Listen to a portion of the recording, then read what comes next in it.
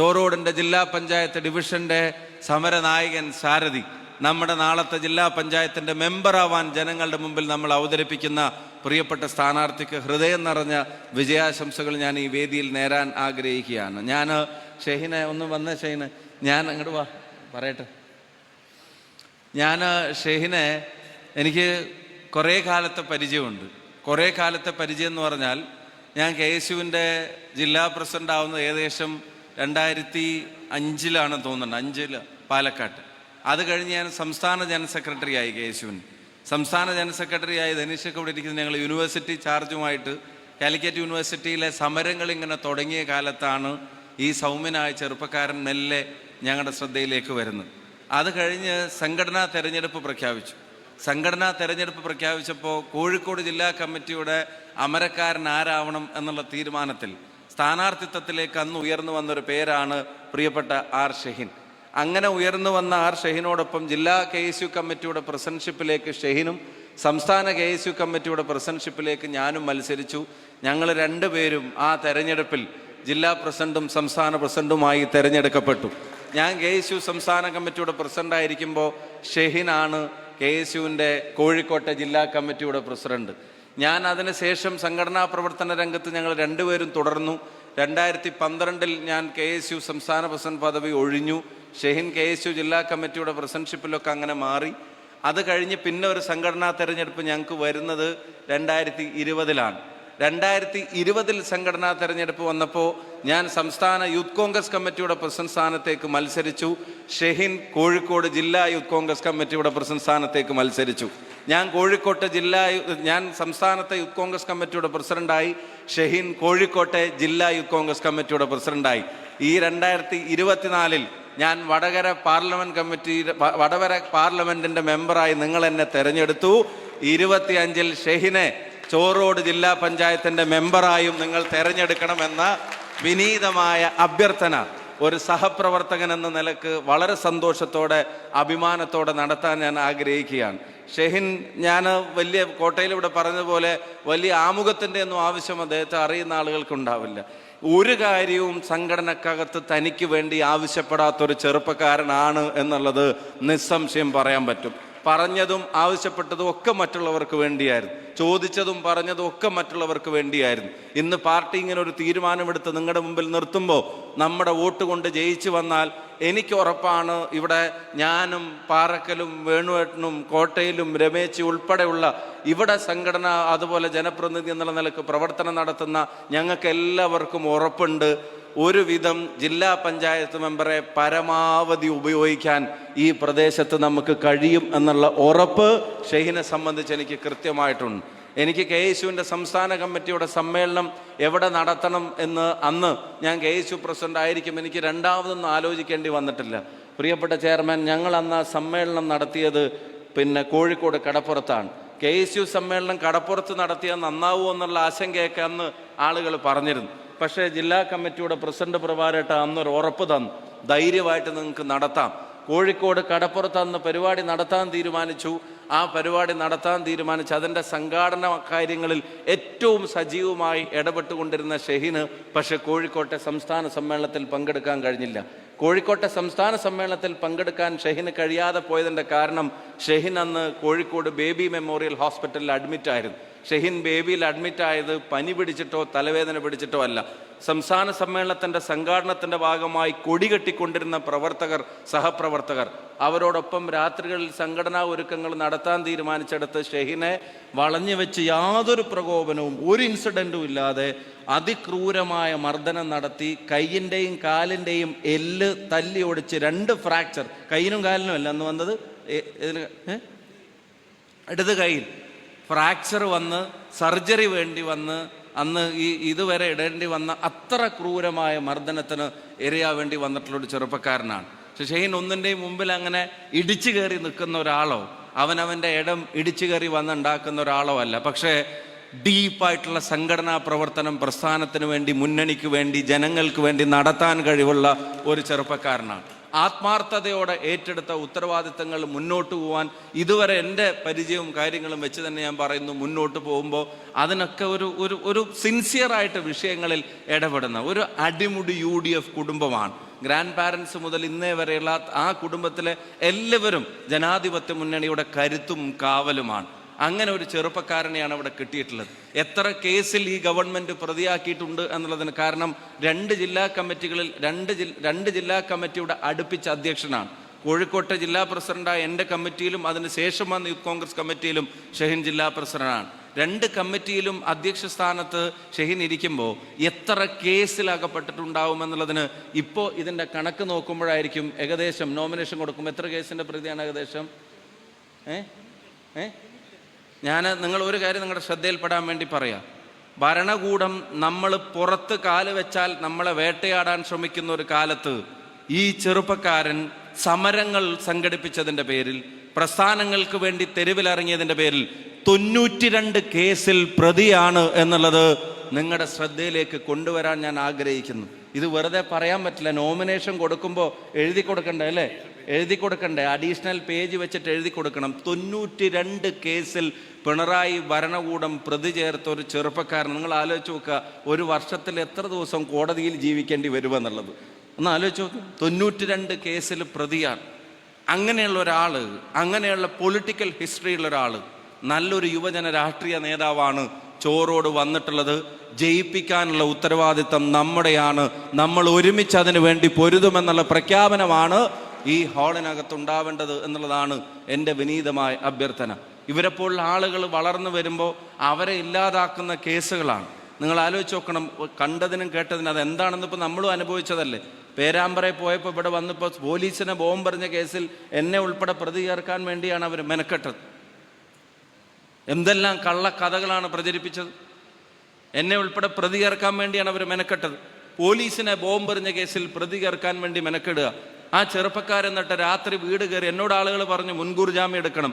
ഞാൻ പറഞ്ഞു മുൻകൂർ ജാമ്യം എടുക്കുന്നില്ല, അവർ അറസ്റ്റ് ചെയ്യട്ടെ എന്ന് പറഞ്ഞു. രാത്രി യൂത്ത് ലീഗിൻ്റെ യൂത്ത് കോൺഗ്രസിൻ്റെയും ചെറുപ്പക്കാരുടെ വീട് കയറി ഇറങ്ങുകയല്ലേ രാത്രി 2 മണിക്ക് 3 മണിക്ക് 4 മണിക്ക്. എന്നാൽ കഴിഞ്ഞ തെരഞ്ഞെടുപ്പ് കഴിഞ്ഞിട്ട് ആ ബാബുവേട്ടൻ്റെ വീട്ടിലേക്ക് ബോംബെറിഞ്ഞ കേസിൽ ഇതുവരെ ഒരു പ്രതിയും അറസ്റ്റിലല്ല. നമ്മുടെ പൊക്കേട്ടൻ RMPയുടെ നേതാവ് പൊക്കേട്ടൻ, അയാളുടെ വീട്ടിലേക്ക് ബോംബെറിഞ്ഞ് ചെറിയ കുഞ്ഞു വീട്ടിൽ കിടന്ന് ഉറങ്ങുമ്പോൾ ഡൈനിങ് ഹാളിൻ്റെ ചില്ലും തകർന്ന് ഈ സാധനം ഉള്ളിലേക്ക് വീണ് അതിൻ്റെ ഇടയിൽ പൊട്ടി പേടിച്ച് വിറച്ച് വെലിങ്ങച്ച് 1.5 വയസ്സുള്ള ഒരു കുട്ടി കരഞ്ഞത് ഞങ്ങൾ ആ വീട്ടിൽ പോയി നോക്കിയത്. നമ്മൾ ആ വീട്ടിൽ പോയി നോക്കിയില്ലേ? ഒരാളെ ഇതുവരെ അറസ്റ്റ് ചെയ്തിട്ടില്ല പോലീസ്. ആ പോലീസാണ് ഇത്രയും ആളുകൾ നിൽക്കുമ്പോൾ പോലീസിനെതിരെ ബോംബെറിഞ്ഞു എന്ന് പറഞ്ഞിട്ട് ഒരു കഥയുണ്ടാക്കിയിട്ട് ഒരു DYFI നേതാവിൻ്റെ ഭാവനയാണ് പിന്നെ ഇവരുടെ FIR.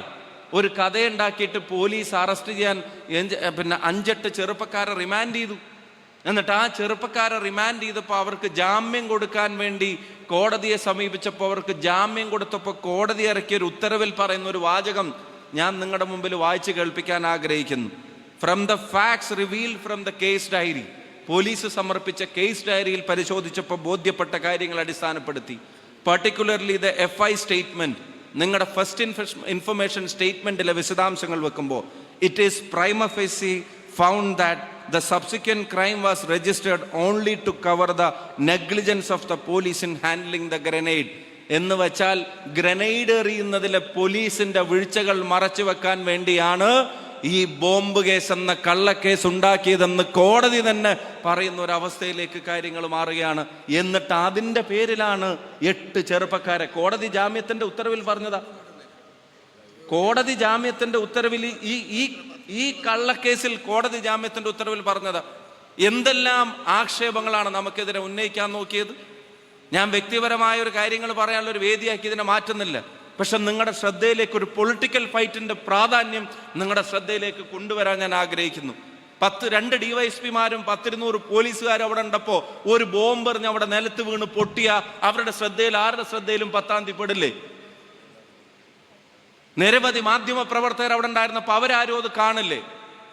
കച്ചവടക്കാരും വ്യാപാരികളും ജനങ്ങളും ഉൾപ്പെടെ ആളുകൾ തിങ്ങി നിറഞ്ഞ സ്ഥലത്ത് ഒരു ബോംബ് വീണ് പൊട്ടിയ ഒരാളും അത് കാണില്ല എന്നാണോ നിങ്ങൾ പറയുന്നത്? പോലീസ് പറയുന്നത് അവിടെ 10-100 CPMകാർ തമ്പടിച്ചെന്നിരുന്നു എന്ന് പറയുന്നു. അവരാരും അത് കാണല്ലേ? 10-50 CPMകാർ അവരാരും അത് കാണല്ലേ? 10-ാം തീയതി ബോംബ് പൊട്ടിയിട്ടുണ്ടെങ്കിൽ 10-ാം തീയതി കേസെടുക്കില്ലേ? 11-ാം തീയതി കേസെടുക്കണ്ട, 12-ാം തീയതി കേസെടുക്കണ്ട, 13-ാം തീയതി DYFI നേതാവ് പത്രസമ്മേളനം നടത്തുമ്പോഴാണോ കേരള പോലീസിനോ അവിടെ ബോംബ് പൊട്ടിയല്ലോ എന്ന് ഓർമ്മ വരുന്നത്? കള്ള കേസെടുക്കുകയാണ്. അധികാരത്തിന്റെ തുടർച്ചയുടെ ധിക്കാരം തലക്ക് പിടിച്ചിട്ട് ക്രിമിനലായി സർവീസിൽ നിന്ന് പിരിച്ചുവിടേണ്ട പോലീസുകാരനെ പോലീസിൽ ഒളിച്ചു കടത്തുന്നത് പോലെ ഇവിടേക്ക് ട്രാൻസ്ഫർ ചെയ്തിട്ട് നമ്മുടെ മൂക്കും തലയൊക്കെ തല്ലിപ്പൊളിച്ചൊരു ചെറുപ്പക്കാരന്റെ കണ്ണിന് ഗ്രനേഡ് എറിഞ്ഞ് ഞാൻ ഇന്നും നിയാസിനെ കണ്ടിരുന്നു. ഇന്ന് മിംസിലേക്ക് പോവാ. കഴിഞ്ഞ ദിവസം അരവിന്ദ് ആശുപത്രിയിലേക്ക് പോയിരുന്നു. ഈ സൈഡിലെ കണ്ണിന് ഒരു ഇരുട്ട് വീണ പോലെയാണ്. ഇനി ശ്രീധരീയത്തിലേക്ക് പോകണം നിയാസ് എന്ന് പറയുന്ന ഒരു ചെറുപ്പക്കാരൻ ഞാൻ ഇന്നും കണ്ടിരുന്നു. അങ്ങനെ നമ്മുടെ ആളുകളുടെ കണ്ണിന്റെ കാഴ്ച കളഞ്ഞിട്ടും മൂക്കിന്റെ പാലം തല്ലി പൊളിച്ചിട്ടും ഒക്കെ നമ്മുടെ രാഷ്ട്രീയ പ്രവർത്തനം നിർത്തിവെക്കാമെന്ന് ആരെങ്കിലും ധരിക്കുന്നുണ്ടെങ്കിൽ നമുക്കറിയാം, TPയെ കൊന്നതിലൂടെ 1000 തിരിച്ചടികൾ അവർക്ക് നേരിടേണ്ടി വന്നൊരു മണ്ണിൽ ഈ രാഷ്ട്രീയ വിജയം നമുക്ക് അനിവാര്യമാണ് എന്നുള്ളത് അത് നല്ല ബോധമുള്ള ആളുകളാണ് ഇവിടെ ഇരിക്കുന്നത്. ഇതൊരു പൊളിറ്റിക്കൽ ഫൈറ്റ് തന്നെയാണ്, രാഷ്ട്രീയ പോരാട്ടം തന്നെയാണ്. ആ ഉത്തരവാദിത്വം ഏറ്റെടുക്കേണ്ട ആളുകളാണ് ഈ സംഗമത്തിൽ ഇരിക്കുന്നത്. ഹോളിലിരിക്കുന്ന എല്ലാ ആളുകളും എല്ലാ മീറ്റിങ്ങിലും കൈയടിക്കണമെന്നൊന്നുമല്ല ഞാൻ പ്രസംഗിച്ചത്. പക്ഷെ ഈ ഫൈറ്റിന്റെ പ്രാധാന്യം തിരിച്ചറിയുന്നവരാണ് ഈ കമ്മ്യൂണിറ്റി ഹാളിനകത്ത് ഇരിക്കുന്നത്. നമ്മളൊന്നും മറന്നിട്ടില്ല. ഈ ഒരു കൊല്ലത്തിനും ഏതാനും മാസങ്ങൾക്കുള്ളിൽ നടന്നതൊന്നും നമ്മൾ മറന്നിട്ടില്ല. കഴിഞ്ഞ തെരഞ്ഞെടുപ്പിന്റെ കാലത്ത് പാനൂരിലൊരു ചെറുപ്പക്കാരൻ ബോംബ് നിർമ്മിക്കുന്നതിൻ്റെ ഇടക്ക് പൊട്ടി, ഓർമ്മയില്ലേ? ബോംബ് നിർമ്മിക്കുന്നതിനിടക്ക് അത് പൊട്ടി മരിച്ചു. അത് പൊട്ടി മരിച്ചപ്പോൾ സ്ഥാനാർത്ഥി ഉൾപ്പെടെയുള്ള ആളുകൾ പറഞ്ഞു പാർട്ടിക്ക് പങ്കില്ല. ഇപ്പൊ കഴിഞ്ഞ ദിവസം വേണോട്ട് അവിടെ ഫ്ലെക്സ് ബോർഡ് വന്നിട്ടുണ്ട്, പാർട്ടിയുടെ ധീര രക്തസാക്ഷി എന്ന്. അന്ന് സ്ഥാനാർത്ഥി ഉൾപ്പെടെയുള്ള ആളുകൾ പാർട്ടിക്ക് പങ്കില്ലെന്ന് പറഞ്ഞെടുത്ത് വന്നിട്ടുണ്ട്. നമ്മൾ അന്ന് അത് പാർട്ടിക്കാരാണെന്ന് നമ്മൾ അവിടെ പോയില്ല. നമ്മൾ സമാധാന ജാഥ നടത്തിയില്ല അവിടെ. നമ്മൾ മറന്നിട്ടില്ല. എന്തിനാ TP ചന്ദ്രശേഖരന്റെ വധം ഇപ്പോഴും തെരഞ്ഞെടുപ്പിൽ ചർച്ച ചെയ്യുന്നതെന്ന് കഴിഞ്ഞ തെരഞ്ഞെടുപ്പിൽ നമ്മളോട് ചോദിച്ചു. PP നമ്മളോട് ചോദിച്ചില്ലേ? TP ചന്ദ്രശേഖരന്റെ വധം എന്തിനാ ഇപ്പോഴും ചർച്ച ചെയ്യുന്നത്? എന്തിനാ ചർച്ച ചെയ്യുന്നത് മനസ്സിലായോ? ഈ ഗവൺമെന്റ് അധികാരത്തിൽ നിന്ന് താഴെ ഇറങ്ങാൻ നേരത്ത് അവസാനം KK രമയ്ക്ക് സുപ്രീം കോടതി വരെ പോകേണ്ടി വന്നു. പ്രതികൾക്ക് ജാമ്യം കൊടുക്കാനും അവരെ വെറുതെ വിടാൻ പറ്റുമെന്ന് ഫയല് പുട്ടപ്പ് ചെയ്തിട്ട് അതിനും അന്വേഷണം നടത്തുന്ന കൊലപാതകികളുടെ രക്ഷാധികാരിയായി കേരളത്തിന്റെ മുഖ്യമന്ത്രി പ്രവർത്തിക്കുമ്പോൾ അത് ഇനിയും ചർച്ച ചെയ്തുകൊണ്ടേയിരിക്കുമെന്ന് നമുക്ക് പറയേണ്ട രാഷ്ട്രീയ കാലാവസ്ഥ ഇവിടെ നിലനിൽക്കുക. എന്തിനധികം പറയുന്നു നമ്മുടെ PP, നമ്മുടെ കാസിം എന്തായി തിരുവള്ളൂർ?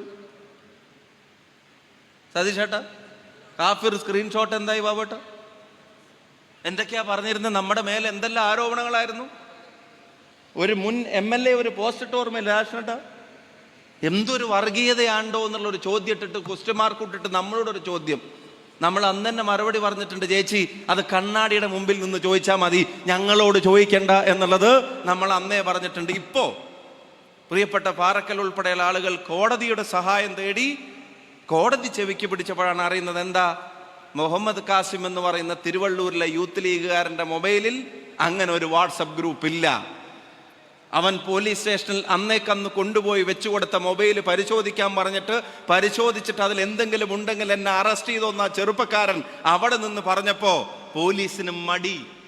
അവൻ്റെ മൊബൈലിൽ അങ്ങനെ ഒരു വാട്സപ്പ് ഗ്രൂപ്പുമില്ല, അവൻ്റെ മൊബൈലിൽ അങ്ങനെ ഒരു മെസ്സേജും വന്നിട്ടില്ല. അപ്പൊ കോടതി ചോദിച്ചു, പിന്നെ എവിടെയാ ഇത് കണ്ടത്? അന്വേഷിക്കേണ്ടി വന്ന് അന്വേഷിച്ചപ്പോഴെവിടെയാ കാണുന്നത് ഒരു വാട്സപ്പ് ഗ്രൂപ്പിൽ. വാട്സപ്പ് ഗ്രൂപ്പിന്റെ പേരെന്താ? UDF കൂട്ടായ്മ അല്ല, യൂത്ത് കോൺഗ്രസ് അല്ല, യൂത്ത് ലീഗ് അല്ല. വാട്സപ്പ് ഗ്രൂപ്പിന്റെ പേരെന്താണ്? റെഡ് ബോയ്സോ എന്താണ്? അമ്പാടിമുക്ക് സഖാക്കൾ, പിന്നെ റെഡ് മറ്റേ എന്തൊക്കെ കുന്തവും കുടച്ചക്കറും. അപ്പൊ പോലീസ് അതിന്റെ അടുത്ത അന്വേഷണം, ഇത് അവിടെ എവിടുന്നാ വന്നേ? അതിനകത്ത് ഇട്ടവൻ പറഞ്ഞു എനിക്ക് ഇന്ന ആളാ തന്നെ. അവനോട് ചോദിച്ചു ഇത് എവിടുന്നാ കിട്ടിയേ? കോടതി ചോദിപ്പിക്കുക, എവിടുന്നാ കിട്ടിയേ? Red army. ഇത് എവിടുന്നാ കിട്ടിയേ? അവസാനം അന്വേഷണം ചെന്ന് നിന്നത് എവിടെയാ? യൂത്ത് ലീഗിന്റെ നിയോജകമണ്ഡലം പ്രസിഡന്റിന്റെ വീട്ടിലല്ല. അന്വേഷണം ചെന്ന് നിന്നത് എവിടെയാ? യൂത്ത് കോൺഗ്രസിന്റെ നിയോജകമണ്ഡലം പ്രസിഡന്റിന്റെ വീട്ടിലല്ല. അന്വേഷണം ചെന്ന് നിന്നത് DYFIയുടെ ബ്ലോക്ക് പ്രസിഡന്റിന്റെ അടുക്ക്.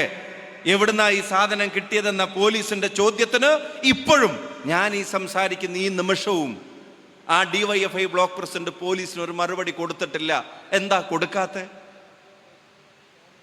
നമ്മൾ ആരെങ്കിലും ആണെങ്കിൽ കൊടുക്കാൻ ഇവര് മടിക്കുവോ? എന്താ കൊടുക്കാത്ത? TP മിനികേട് അവിടെ നിന്നാണ് ഇത് വന്നതെങ്കിൽ അവർ കൊടുക്കാൻ മടിക്കുമോ? ഒരു കാരണവശാലും മടിക്കില്ല. എന്ന് വെച്ചാൽ അത് പാചകം ചെയ്തത് അവരുടെ അടുക്കളയിൽ തന്നെയാണ് എന്നുള്ളത് പോലീസിനും മനസ്സിലായിട്ടുണ്ട്. പക്ഷെ അന്വേഷണം മുന്നോട്ട് പോകുന്നില്ല. അതും നമ്മുടെ തലയിൽ കെട്ടിവെക്കാൻ നോക്കി. പിന്നെ പറഞ്ഞ എന്താ? പെയിന്റാണ്, ബ്രഷാണ്, അതാണ്, ഇതാണ്. അടിച്ചിട്ടേ ഇല്ല. ഗ്രനേഡ് പൊട്ടിയപ്പോൾ അതിൻ്റെ സമ്മർദ്ദം കൊണ്ട് മൂക്കിൻ്റെ പാലം പൊട്ടിയതാണ്. പിന്നെ ചോദിക്കുന്നു എന്താ താടി വടിക്കാഞ്ഞ്, എന്താ മീശ വടിക്കാഞ്ഞ്? ഞാൻ ബാർബർ ഷോപ്പിലേക്കാണല്ലോ പോയത്, നേരെ പേരാമ്പ്രയിൽ നിന്ന് താടി മീശയും വടിക്കാൻ. എന്തെല്ലാം തരത്തിലുള്ള ആക്ഷേപങ്ങളാണ്. അതിനൊക്കെ ഒരർത്ഥം ഒന്നേ ഉള്ളൂ. ഇവിടെ നമ്മളെല്ലാവരും കൂടെ ഒരു ടീമായി, ജനകീയമായൊരു മുന്നണിയായി, ജനങ്ങളുടെ ഹിതങ്ങൾക്കനുസരിച്ച് പ്രവർത്തിക്കുന്നത് പല കോട്ടകളും പൊളിയാൻ കാരണമാകും എന്നുള്ള ഭയം അവരെ പിടികൂടിയിട്ടുണ്ടെങ്കിൽ അതിലൊരു ഭയമാവട്ടെ ചോറോട്ടെ ഷഹീൻ്റെ വിജയം എന്നുള്ളത് ഈ സദസ്സിലെ പ്രിയപ്പെട്ടവർ തീരുമാനിക്കണം എന്ന അഭ്യർത്ഥനയാണ് എനിക്ക് നിങ്ങളോട് മുന്നോട്ട് വെക്കാനുള്ളത്. മറ്റ് രാഷ്ട്രീയ കാര്യങ്ങളിലേക്കൊന്നും ഇപ്പം ഞാൻ കടക്കുന്നില്ല. ശബരിമല ഉൾപ്പെടെയുള്ള വിഷയങ്ങളുണ്ട്. കഴിഞ്ഞ ദിവസം പറഞ്ഞിട്ടുണ്ട്. ഓരോരുത്തരന്മാരെയായി ചോദ്യം ചെയ്ത് പവനല്ല പറയാം, ഞാൻ ഒറ്റക്കല്ല എന്നാണ് പറയുന്നത്. പിന്നെ ആരൊക്കെയെന്ന് ചോദിച്ചാൽ അതിങ്ങനെ വന്ന് മേലേക്ക് വരിക. ഇപ്പം ദേവസ്വം ബോർഡിൻ്റെ പ്രസിഡന്റ് വരെ എത്തി. ദേവസ്വം ബോർഡിൻ്റെ പ്രസിഡന്റ് എന്ന് പറയുമ്പോൾ ഒരു സർക്കാർ ഉദ്യോഗമായിട്ട് കാണണ്ട. പഴയ DYFIയുടെ സംസ്ഥാന വൈസ് പ്രസിഡന്റ്, അതുപോലെ തന്നെ ഇപ്പോഴത്തെ ജില്ലാ സെക്രട്ടേറിയറ്റ് അംഗം, പഴയ ഏരിയ സെക്രട്ടറി, 36ാമത്തെ വയസ്സിൽ MLA, പാർട്ടിയുടെ എല്ലാമായിരുന്ന ഒരാൾ. അയാൾ പാർട്ടി തീരുമാനിച്ച് AKC സെൻറ്ററിൽ നിന്ന് കത്ത് കൊടുത്തിട്ട് ദേവസ്വം ബോർഡിൻ്റെ പ്രസിഡൻ്റായപ്പോൾ ഈ പാവം ഭക്തൻ വിശ്വാസി ശബരിമല പോവാൻ നോമ്പെടുത്ത് വ്രതമെടുത്ത് 41 ദിവസം കാത്തിരുന്ന് അവിടെ ചെന്ന് മല ചവിട്ടി മേലെ കയറി 18ാം പടി ചവിട്ടി ശ്രീകോവിൽ തുറക്കുമ്പോൾ നിറഞ്ഞ കണ്ണുകളും തൊഴുന്ന കൈകളുമായിട്ട് അവിടെ നിന്ന് പ്രാർത്ഥിക്കാൻ വേണ്ടി പൊന്നയ്യപ്പനെ കാണുന്ന പാവപ്പെട്ട വിശ്വാസിയുടെ വിശ്വാസത്തെയും അവിടുത്തെ നടത്തിപ്പും സംരക്ഷിക്കാൻ ചുമതലപ്പെടുത്തിയവൻ ശ്രീകോവിൽ തുറക്കുമ്പോൾ അവൻ അയ്യപ്പനെ കാണാൻ പറ്റുന്നില്ല, പൊന്ന് മാത്രം കണ്ടിട്ട് അയ്യപ്പൻ്റെ പൊന്ന് അടിച്ചു മാറ്റാൻ മടിക്കാത്തവർക്കെതിരെ പ്രതികരിക്കുന്നവരുടെ കൂട്ടത്തിൽ ഒരു സംശയവും നിങ്ങൾക്ക് വേണ്ട. ഒരു നല്ല സഖാവും ചിലപ്പോൾ ഇത്തവണ വോട്ട് ചെയ്യുന്നത് ഐക്യ ജനാധിപത്യ മുന്നണിക്കായിരിക്കും, RMPക്കായിരിക്കും, നമ്മുടെ മുന്നണിക്കായിരിക്കും. ഒരു സംശയവും നിങ്ങൾക്ക് വേണ്ട. നിങ്ങളൊന്ന് ആലോചിച്ച് നോക്കിയ ശബരിമലയിൽ കയറി കക്കാനുള്ള ഒരു മനസ്സൊരു ഗവൺമെൻറ് സംവിധാനത്തിന് ഉണ്ടാവുക എന്ന് പറഞ്ഞാൽ ഒന്ന് ആലോചിച്ച് നോക്കും. PM ശ്രീ ഉൾപ്പെടെയുള്ള കാര്യങ്ങളൊക്കെ ഉണ്ട്. ഒരുപാട് കാര്യങ്ങൾ ഞാനിപ്പോൾ നേരം വൈകുന്നുണ്ട്, അതിലേക്കൊന്നും പറയുന്നില്ല. ഈ ഉത്തരവാദിത്തം നിങ്ങൾ ഏറ്റോ ഇല്ലയോ? ഉറപ്പാണേ. ഇപ്പോൾ വാർഡിലൂടെ പോകുന്നവർ അവരെല്ലാവരും സ്വന്തം കാര്യം മാത്രം പറഞ്ഞ് അവിടെ നിന്ന് ഇറങ്ങിപ്പോവരുത്. കാരണം എല്ലാ വീട്ടിലേക്കും ഒരു ജില്ലാ പഞ്ചായത്തിൻ്റെ സ്ഥാനാർത്ഥിക്ക് എത്താൻ കഴിയില്ല. അത് പിന്നെ നമ്മുടെ എല്ലാവരുടെയും റെസ്പോൺസിബിലിറ്റിയാണ്. അവരെ കൂടെ നമ്മൾ റെപ്രസെൻ്റ് ചെയ്യണം. ഇങ്ങനെ ഒരാൾ ജില്ലാ പഞ്ചായത്ത് മെമ്പറായ അതിൻ്റെ ഒരു ഗുണം തീർച്ചയായിട്ടും നമുക്കെല്ലാവർക്കും ഈ മേഖലയിൽ ഉണ്ടായിരിക്കും. അത് നമുക്കൊന്ന് ഉറപ്പ് വരുത്തണം. അതുപോലെ തന്നെ ബ്ലോക്ക് പഞ്ചായത്തിൻ്റെ പ്രിയപ്പെട്ട കോട്ടയിൽ ഉൾപ്പെടെയുള്ള ആളുകൾ ബ്ലോക്ക് പഞ്ചായത്തിലേക്ക് മത്സരിക്കുകയാണ്.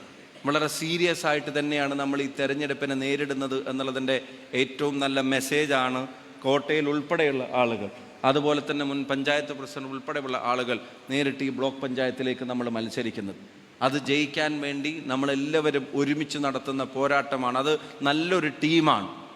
നല്ലൊരു ടീം എന്ന് പറഞ്ഞാൽ വളരെ എക്സ്പീരിയൻസ്ഡ് ആയിട്ടുള്ള കോട്ടയിലിനെ പോലുള്ള ആളുകൾ, അതുപോലെ തന്നെ ചെറുപ്പക്കാരായിട്ടുള്ള ആളുകൾ, പഞ്ചായത്ത് പ്രസിഡന്റ് പദവിയിൽ വരെ ഇരുന്നിട്ടുള്ള ആളുകൾ. ഇപ്പോൾ അവരുടെ പേര് ഇവിടെ വായിക്കും എന്നുള്ളത് കൊണ്ട് ഞാൻ അതിലേക്ക് അത് ഞാൻ പറഞ്ഞു, പഞ്ചായത്ത് പ്രസിഡന്റ് ഉൾപ്പെടെയുള്ള ആളുകൾ.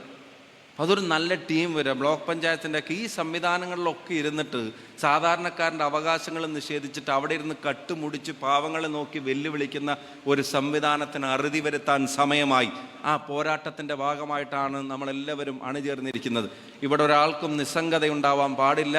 ഇവിടെ ഒരാൾക്കും മടുപ്പും നിരാശയും ഉണ്ടാവാൻ പാടില്ല. എല്ലാവരും ഇറങ്ങി നിന്ന് ഫൈറ്റ് ചെയ്യുക എന്നുള്ളത് തന്നെയാണ് നമ്മുടെ മുമ്പിലെ ഏക ലക്ഷ്യം. അതുതന്നെയാണ് നമ്മുടെ മുമ്പിലെ മാർഗവും. അതുകൊണ്ട് ഈ കൺവെൻഷൻ ഇത് വലിയൊരു ഫൈറ്റിനുള്ള തുടക്കമായി മാറട്ടെ. വാർഡുകളിലേക്ക് പോകുമ്പോൾ SIRൻ്റെ കാര്യം പറയാതിരിക്കരുത്. ലക്ഷക്കണക്കിന് ആളുകൾ രേഖകൾക്ക് വേണ്ടി ഓടേണ്ടി വരുമെന്ന് മാധ്യമങ്ങൾ റിപ്പോർട്ട് ചെയ്യുന്നു. ഓരോ വീട്ടിലും നിങ്ങൾക്ക് SIRൻ്റെ ഫോം കിട്ടിയോ എന്ന് ചോദിക്കണം. കിട്ടാത്തവരെ സംബന്ധിച്ച് ബൂത്ത് പ്രസിഡന്റിനെ വിളിച്ച് അല്ലെങ്കിൽ BLOയെ വിളിച്ചിട്ട് അത് തിരിച്ചു ചോദിക്കാനുള്ള ഒരു ജാഗ്രത നമ്മൾ കാണിക്കണം. ഇതൊക്കെ ബോധപൂർവമായ അട്ടിമറികൾക്ക് വേണ്ടി നടത്തുന്ന ശ്രമമാണ്.